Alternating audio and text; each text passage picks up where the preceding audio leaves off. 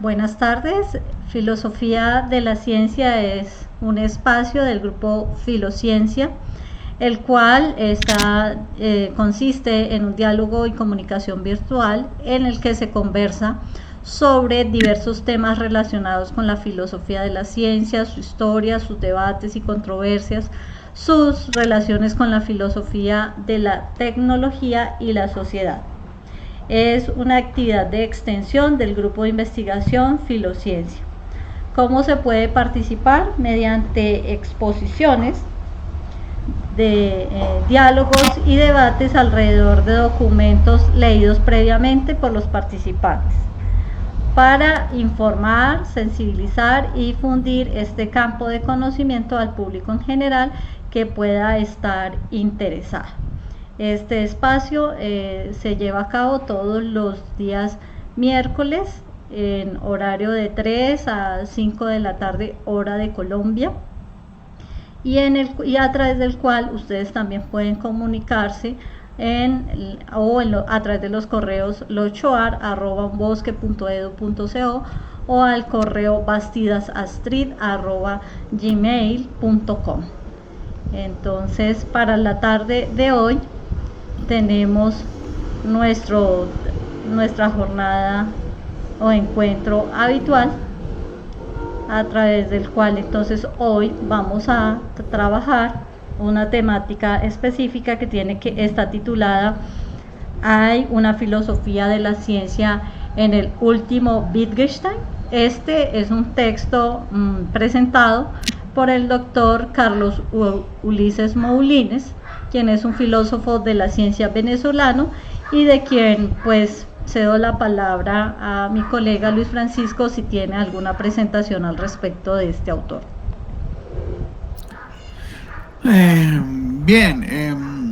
Sí, el profesor Moulines nació en Caracas en el año 1946 y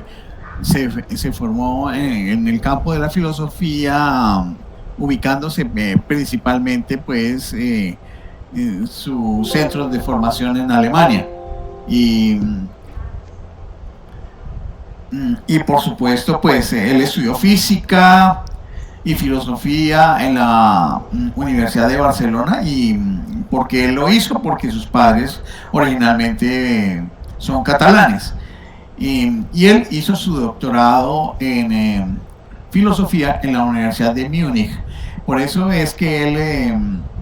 hace parte de esta escuela que se ha conocido como la escuela de la Universidad de Múnich de el estructuralismo metacientífico.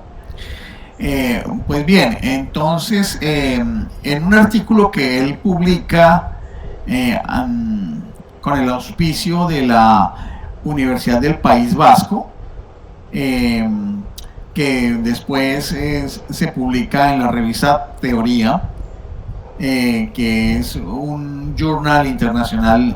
para la teoría de la historia y los fundamentos de la ciencia, en fecha de febrero y mayo de 1989, en el volumen 4, el número 11, hace un planteamiento en términos de una pregunta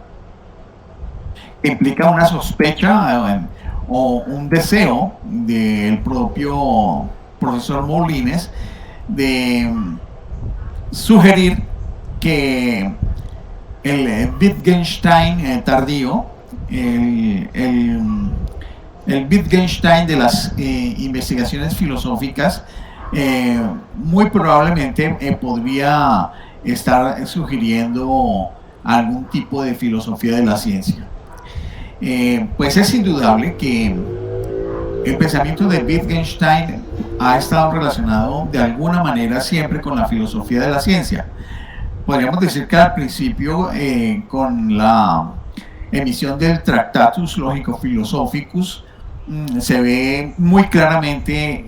la influencia que genera el pensamiento wittgensteiniano con respecto a la filosofía de la ciencia, porque justamente es el Círculo de Viena el que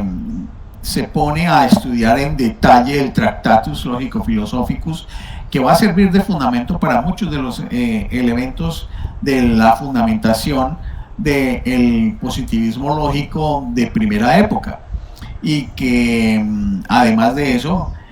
tuvieron la oportunidad de algunos miembros del Círculo de Viena de hablar o discutir algunos elementos del contenido del Tractatus con el propio Wittgenstein, aunque él siempre rehuía hacer ese tipo de confrontación o contrastación por razones personales que llevaban a que tuviera una actitud pues un poco sui generis en relación con el grupo del Círculo de Viena. Pues bien, eso es inicialmente, pero en el caso del profesor Moulines, él se centra en que los escritos del Wittgenstein tardío pueden estar sugiriendo algunos elementos, por lo menos, de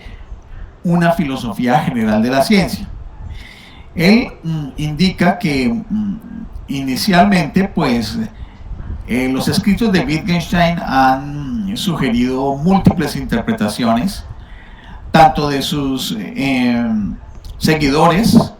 sus estudiosos de culto, llamémoslo así, como de personas por fuera, ¿no?, de las ideas wittgensteinianas, y hace referencia a dos filósofos de la ciencia bastante conocidos, como Thomas Kuhn, el autor de la estructura de las revoluciones científicas, y tenemos también a Kripke, que trata en una obra que se denomina Las reglas y el lenguaje privado. La primera obra, La estructura de las revoluciones científicas de Kuhn, pues publicada en 1962, y Las reglas y lenguaje privado en 1982, son derivaciones de algún acercamiento que hicieron esos dos filósofos de la ciencia al pensamiento tardío wittgensteiniano de las investigaciones filosóficas. Sin embargo, muchos de los oficiales defensores del pensamiento de Wittgenstein los han criticado, ¿no? En particular en el caso de Kripke, por parte de esta comunidad de Wittgensteiniana oficial, y prueba de eso es un trabajo de reseña que hicieron Baker y Hacker, que publicaron en el número monográfico de la revista Síntesis de 1984, dedicado al estudio sobre Wittgenstein. Entonces allí señalan que evidentemente se nota que no hay ninguna hilación entre el planteamiento que hace Kripke con relación a el pensamiento original del autor de las investigaciones filosóficas. Sin embargo, esto también es cuestionable, porque a su vez hay otros autores que critican justamente a Baker y Hacker como autores que tampoco entienden la idea de Wittgenstein, y es como si dentro de la propia tribu de los Wittgensteinianos hubiese otros críticos de sus propios correligionarios. Y eso que lleva a entender que en el campo de la filosofía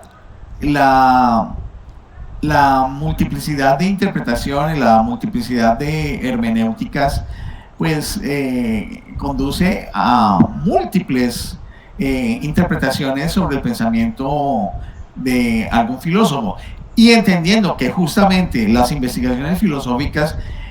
no se pueden considerar como simplemente un escrito de filosofía, sino justamente una serie de tópicos de antifilosofía, porque parte de ese pensamiento tardío de Wittgenstein es justamente darle un golpe certero a la filosofía, señalando que no tiene oficio, que no tiene sentido, y que lo que genera es un galimatías del pensamiento. Y en ese sentido, entonces, por supuesto, la cantidad de interpretaciones que se le pueda dar al pensamiento wittgensteiniano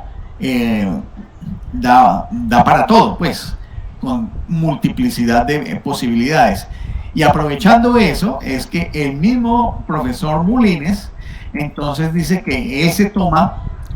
llamémoslo así, la libertad de hacer un análisis en el cual quiere interpretar que pueda haber alguna filosofía general de la ciencia que se suponga dentro de los contenidos de las investigaciones filosóficas, y plantea dos campos en los cuales pudiera haber una relación de esa filosofía general de la ciencia: uno en el campo de la filosofía de la matemática y el otro en el campo de la filosofía de la psicología. Cabe decir que para el caso del campo de la filosofía de la psicología, el profesor Moulines pues solamente se basa en lo que está escrito en las investigaciones filosóficas. Él en ese momento, cuando posiblemente escribe ese artículo, desconoce un título que salió posterior de los últimos escritos entre el año 48 y 49 por parte de Wittgenstein, que son unas anotaciones sobre comentarios sobre los fundamentos de la psicología. El otro texto al cual se refiere el profesor Moulines es al manuscrito conocido como Zettel. Zettel es un manuscrito que fue encontrado en desorden en una caja, donde la expresión Zettel aparece. Zettel es como papeletas o anotaciones en papeletas que posteriormente otro filósofo ordenó, y a partir de esa ordenación, con la ayuda de von Wright, si no me equivoco, lograron armar su composición para poderlo editar y publicar.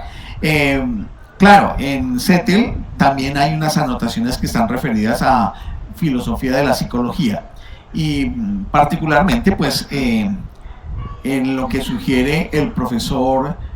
Moulines es que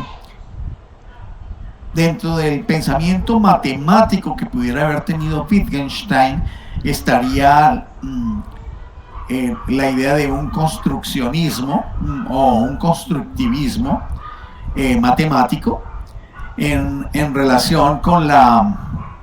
psicología, que se podría hablar de una especie de conductismo semántico, y en relación, en su postura general, se podría hablar,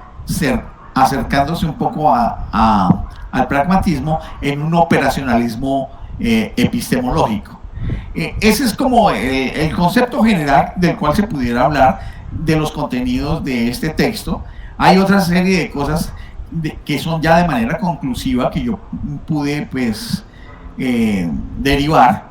pero que pues voy a dejar que mis compañeros puedan hacer su disertación, y yo posteriormente haré mi conclusión sobre esa lectura que acabo de describir a grosso modo.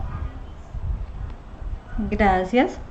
Pues siguiendo ese panorama que nos presentas, el autor, en este caso Carlos Moulines, nos está haciendo ver que pues en el caso de estos grandes filósofos, hablando en concreto de Wittgenstein, pues sus textos son susceptibles de múltiples interpretaciones, y por la inconmensurabilidad de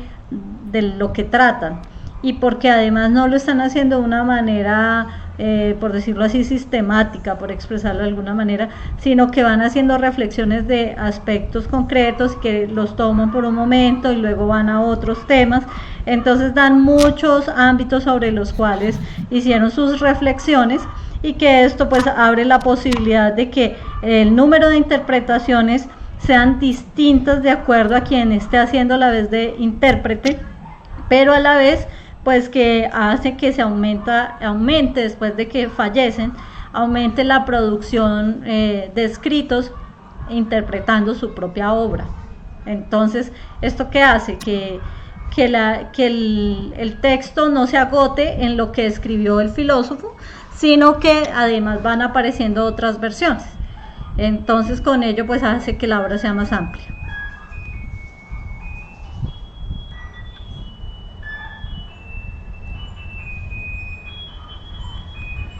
Armando, ¿quieres?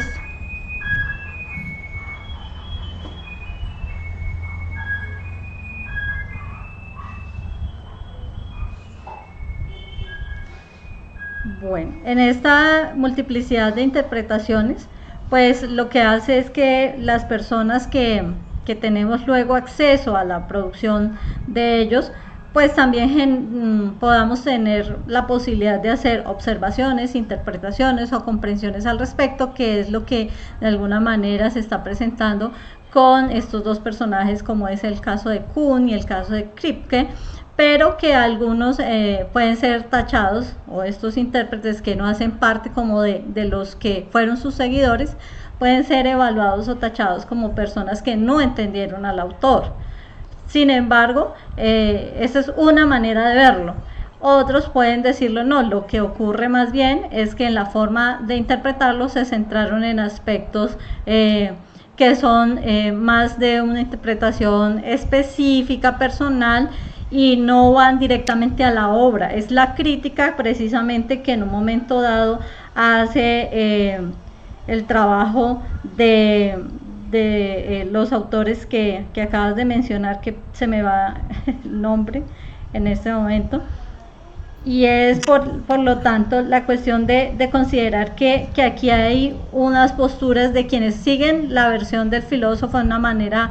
como discípulo, como seguidor, y otros quienes lo hacen desde afuera, y con ello pues hace que también se vea la perspectiva desde diferentes ángulos, lo que puede también permitir aprender o conocer mucho más de la versión de quien está siendo puesto bajo observación, en este caso la filosofía expuesta por Wittgenstein en las investigaciones filosóficas, dado que Wittgenstein podríamos, como ya lo dijiste, verlo como en un Wittgenstein tardío en el caso de las investigaciones filosóficas. En este trabajo pues dice también que se presentan una serie de paradojas, como al estilo de lo que nos muestra Hegel cuando dice que pocos filósofos a lo largo del desarrollo de su pensamiento, en este caso occidental, han sido el espacio que en tan corto tiempo de su producción y tan corto tiempo después de su muerte, pues se generen tantas y tan disímiles interpretaciones filosóficas de su obra, como es el caso pues del trabajo que presenta las investigaciones filosóficas, y que a pesar de lo que está allí expresado o mencionado, pues también genera unas simpatías de interpretación sana por parte de quienes lo abordan. Y esto en la perspectiva también de ver a un Wittgenstein que quiere ser un antifilósofo, en la medida en que no es tomando los caminos regulares que otros han tomado, y que antes hace como un cuestionamiento y una demostración hacia sí mismo en dos perspectivas. Dice que una es la de verlo como un filósofo en la historia, o de la historia de la filosofía de la ciencia, y otra es la que ver que su obra por la amplitud y por la gran cantidad de producción, pues lo que hace es que despedaza, digámoslo así, o destruye lo que inicialmente se había visto de él mismo como filósofo, y se reelabora o se produce un nuevo proceso filosófico sobre él mismo. Entonces esto hace que se generen también ataques por lo mismo de parte de quienes son sus seguidores, o los que tratan de conservar su obra de una manera como muy conservadora, contra aquellos que en un momento dado quisieran presentar una versión crítica, como es el caso de lo que puede ser el trabajo de Kripke y de Kuhn, porque se toma como si estuvieran cuestionando al maestro. Sí, sí, sí, sí. Pues mira, miremos ahorita con algún detalle supuestas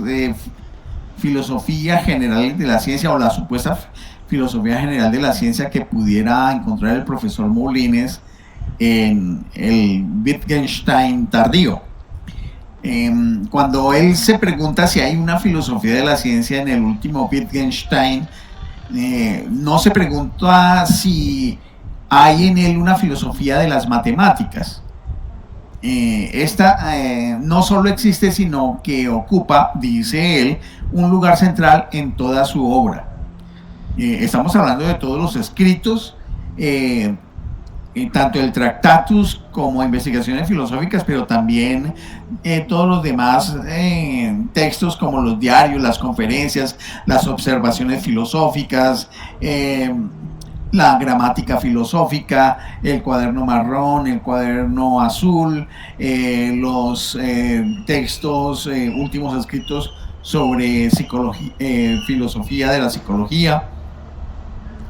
etcétera. Zettel, comentarios sobre la rama dorada, es decir, todo lo que se ha podido publicar sobre él. Entonces,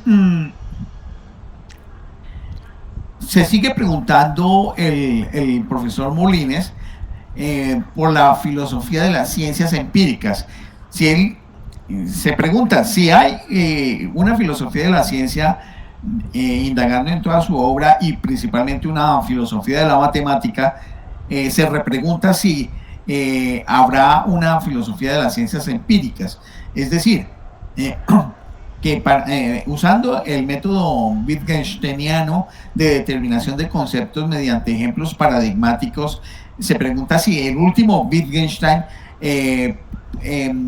de sus escritos se pueden sacar conclusiones específicas sobre la familia constituida por productos tales como la geometría, la física, la mecánica, la termodinámica, la genética. Dice que se podría hacer una pregunta interesante, consistente en la de si lo que Wittgenstein dice sobre la matemática podría extenderse,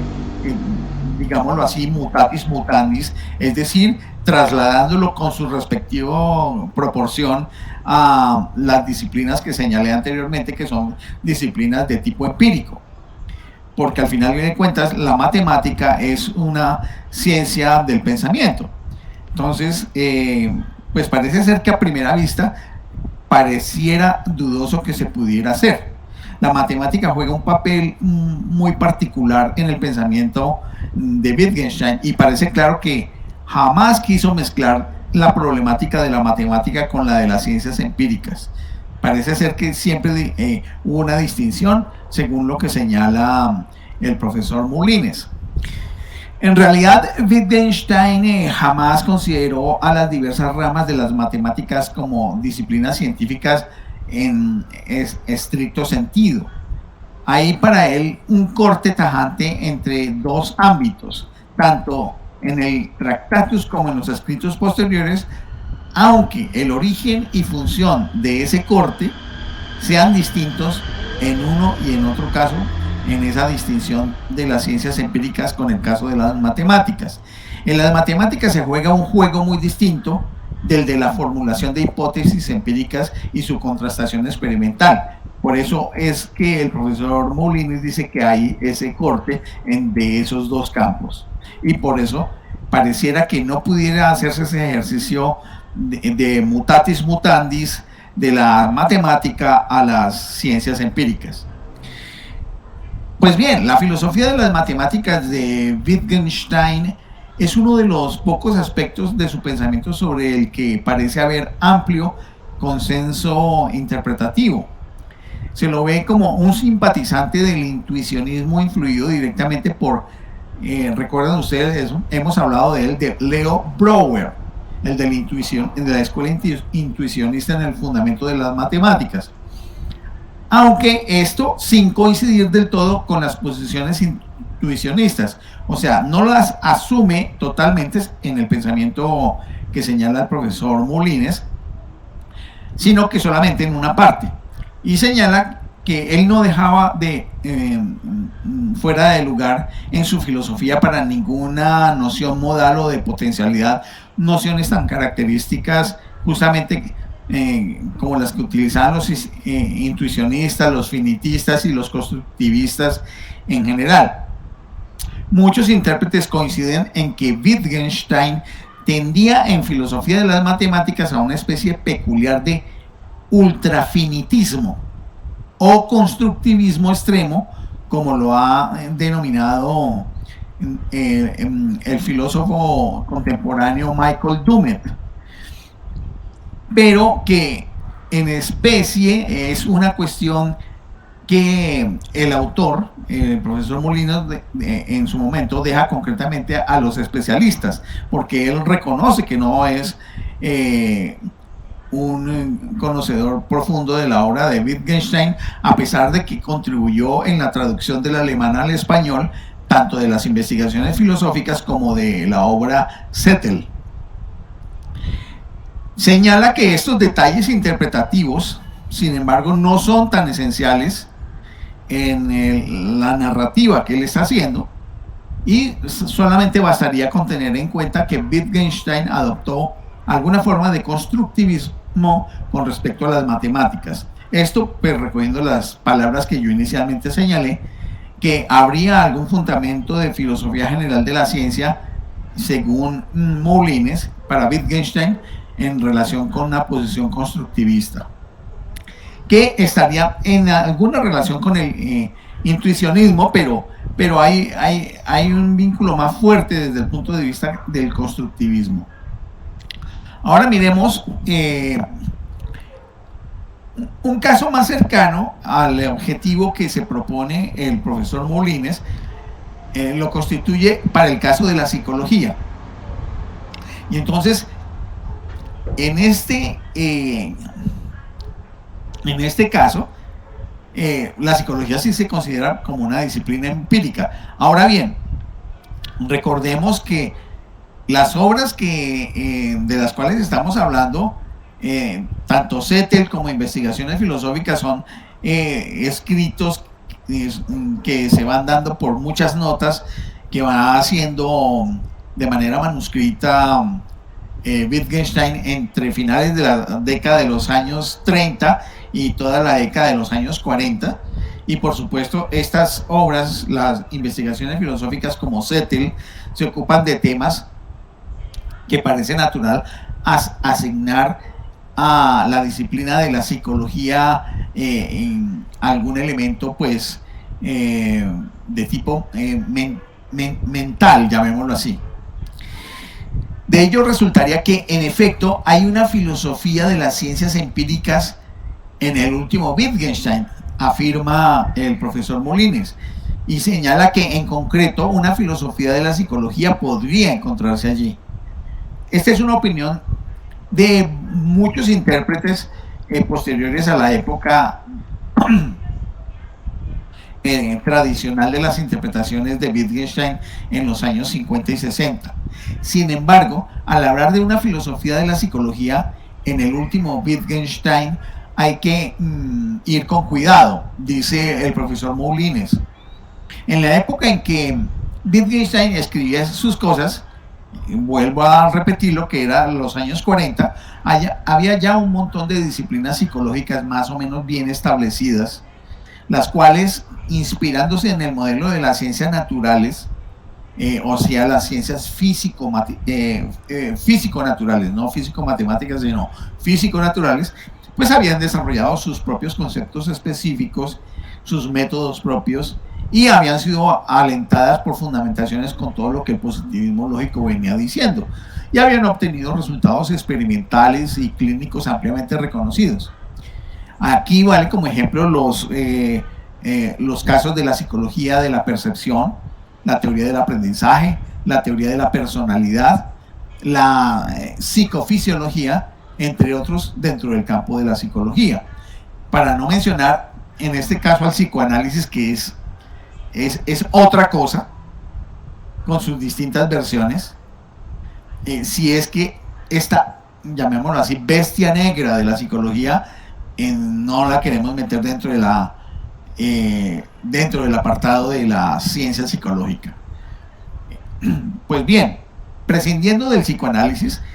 Wittgenstein tiene muy poco que decir acerca de las ramas establecidas de la psicología de su época, lo que en los años 40 se estaba trabajando en psicología, y lo poco que tiene que decir es más bien negativo. Sin duda no consideraba a la psicología comparable como a las ciencias naturales que él conocía de su época, sino más bien hacía comparable el estado de la psicología en lo que él consideraba era el estado lamentable de las matemáticas. Y en esto es contrastante, porque justamente a principios del siglo XX hay una revolución en la matemática,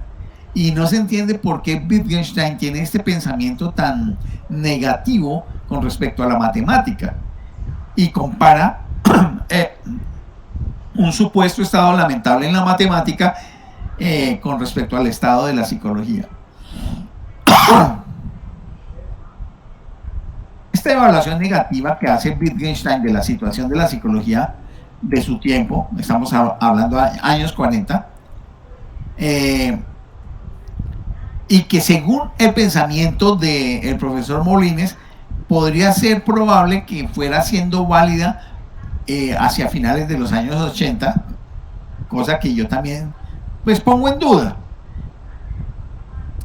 No proviene tanto de un análisis crítico de las teorías concretas de la psicología, sino más bien de la idea general que se ha tenido acerca de los fundamentos de dicha disciplina. Y es indudable, pues han habido muchos cuestionamientos. Alguna vez en alguna de nuestras tertulias hicimos un análisis acerca de los fundamentos de epistemológicos de la psicología. Tratamos varios temas en relación con las concepciones conductualistas, en el pensamiento, por ejemplo, de Rubén Ardila al respecto, y otros pensamientos que pudieran ser fundamento de una filosofía de la psicología. Pero indudablemente son ciencias que siguen trabajándose, y hoy por hoy pues la psicología se vincula con otro tipo de ciencias como las neurociencias, la filosofía de la mente y la filosofía de la conciencia, y por ello pues hay una evolución, ¿no? En ese sentido, lo que estamos haciendo aquí es como un análisis posterior de un pensamiento que hubo en una época que de por sí el profesor Moulines reconoce que es más como un estudio histórico del pensamiento de un filósofo que posiblemente pudo haber dado algunas ideas de una filosofía general de la ciencia, de unas ciencias que hoy por hoy pues son otra cosa. Estamos hablando de la matemática y de la psicología. Entonces pues me detengo ahí para darle la oportunidad a mis compañeros de hacer algunos otros comentarios al respecto de este, a mi juicio, muy interesante análisis que tiene que ver con unos aspectos históricos sobre los fundamentos filosóficos que pudiera haber tenido Wittgenstein sobre la matemática y sobre la psicología, en términos de unas filosofías de la ciencia muy generales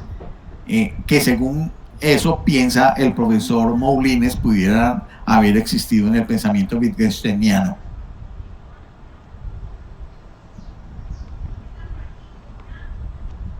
Hay algo que pues me llamó la atención y que va un poquito más arriba de lo que tú has planteado, y es que de alguna manera, bueno, yo sé que aquí está hablando de las ciencias buenas y de las ciencias malas como una forma de calificar, y que no es el uso que le damos aquí, pero es para entender algo, y es que en Wittgenstein, cuando él está hablando, por ejemplo, de la química, de la física, pues es porque está diciendo, aquí lo dice como ciencias buenas, bueno, pero como por decirlo de alguna manera, pero lo entiendo más es que está planteando que son unas ciencias que no se prestan para ciertas discusiones en cuanto a explicaciones e hipótesis, como sí lo está mostrando en el caso de la psicología y la matemática en sus formas de argumentar.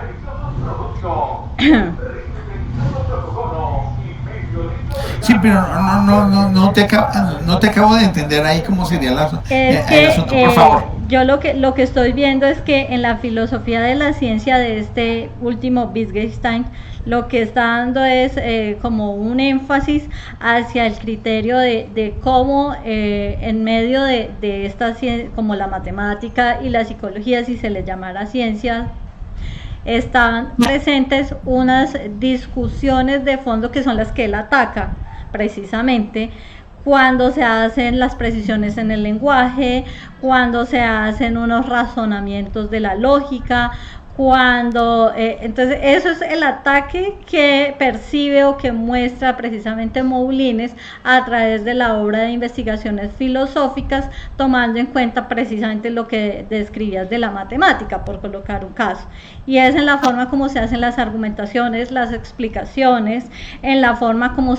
por eso habla de una hermenéutica sobre esta ciencia, y es cómo se está haciendo esas interpretaciones para la generación pues de hipótesis, por ejemplo, y él dice, al hacer esa crítica según en la perspectiva wittgensteiniana, es que como no se cuestiona la manera de producir las hipótesis, la manera de construir esos enunciados, lo que hace es que al día de hoy, hablando también en este momento de Moulines, pues que no se logran ver unos cambios de fondo en la producción de conocimiento científico en estas disciplinas, y eso es lo que hace también poderosos los argumentos de Wittgenstein en la manera de cómo, por ejemplo, ataca él la parte de lo ontológico de las ciencias,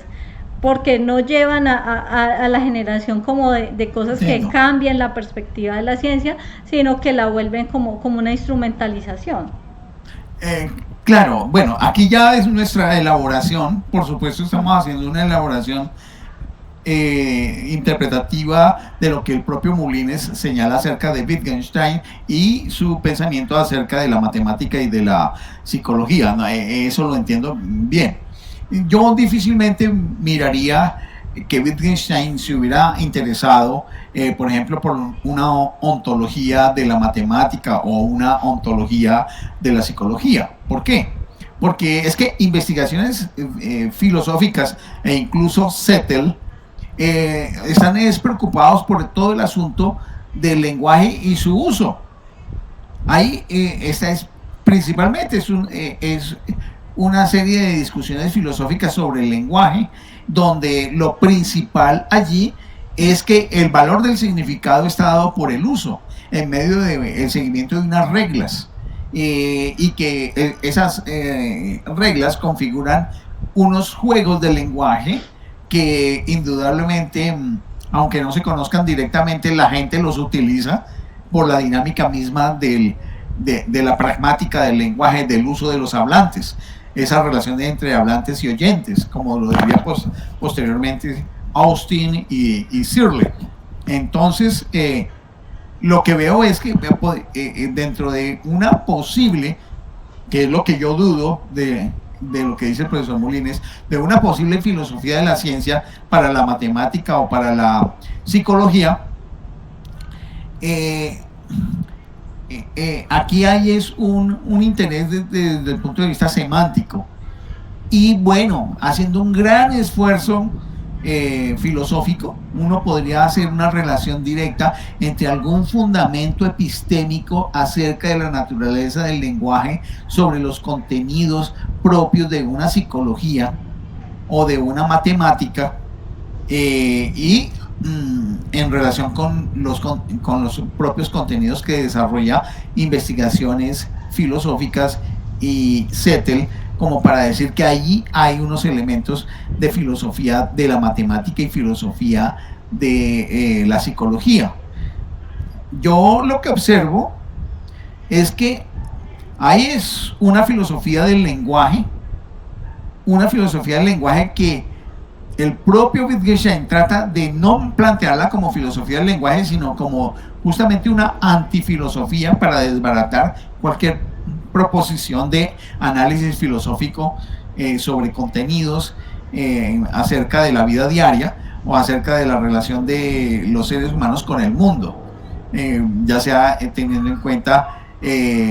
lo que es el vínculo de un ser humano con respecto al dolor, lo que es el situarse en una esfera del tiempo, por ejemplo, de decir que si son las 5 de la tarde aquí en Bogotá, entonces, ¿qué significa eso en las 5 de la tarde en Londres o las 5 de la tarde en el Sol?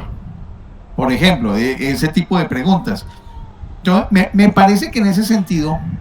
esos ejercicios que hace Wittgenstein están más relacionados a la dilucidación de los significados del lenguaje por el uso.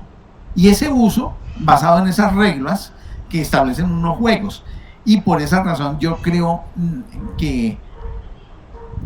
es un esfuerzo artificial que hace el profesor Moulines de tratar de extractar una filosofía de la ciencia tanto para la matemática o tanto para la psicología por parte de Wittgenstein en sus obras. Yo no creo. Yo interpreto que no la hay, pero entiendo que él quiera interpretar que sí la hay. Yo quisiera decir eso, ¿no? Que de pronto, pues, no sé si contrasta un poco con lo que tú señalabas. Creo que sí. Sí, pues perdón, porque precisamente tomando esta idea del profesor Moulines, que dice así, que dice que los fundamentos de la psicología están mal porque la semántica de dichos predicados pues están mal concebidos desde un principio. Algo parecido ocurre, según Wittgenstein, con los fundamentos de la matemática y en particular del uso de esos predicados aritméticos. Tanto en uno como en otro caso, el mal uso de predicados nos impulsa a buscar cosas que no existen, o mejor dicho, para evitar este modo de hablar ontológico que a Wittgenstein le hubiera disgustado profundamente, claro, totalmente nos impulsan a construir castillos en el aire que ante un mínimo pinchazo conceptual se desvanecen como pompas de jabón porque no tienen ninguna incidencia real en nuestra realidad de forma de vida. Es como donde encuentro que se condensa. Claro, yo coincido perfectamente ahí con esa parte. Claro, no podría haber ninguna fundamentación ontológica en Wittgenstein porque nunca fue su preocupación en su visión de las investigaciones filosóficas. De hecho, ni en el Tractatus, porque el mundo es todo lo que acontece. O sea, no había un interés ontológico en relación con la cosa, sino con lo que acontece. Pero bueno, listo. Eso sería lo que yo tendría que decir. No se me ocurre ninguna otra cosa, pero mi conclusión podría ser: yo no encuentro ningún fundamento de filosofía general de la ciencia en el Wittgenstein tardío.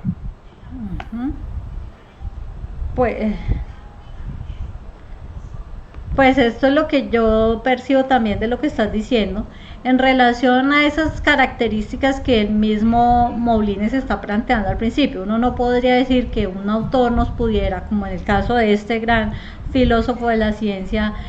podernos decir todo sobre la filosofía de la ciencia, pero tampoco podríamos decir que por un lado que con él se agoten la producción de reflexiones filosóficas,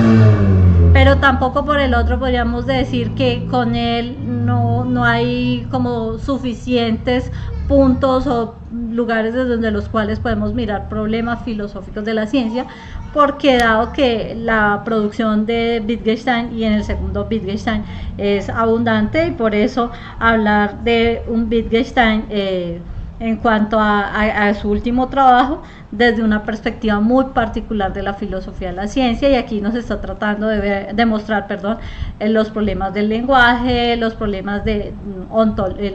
ontológicos que Wittgenstein quiso también atacar, en fin, en tan poco escrito que se genera una producción filosófica tan amplia que está generando estos debates como el de Kripke y el de Kuhn, pero también los que plantean sus mismos defensores o seguidores, digámoslo así. Entonces es enriquecedor por eso. No sé si Armando nos quieres dar una opinión, argumento, reflexión, pregunta.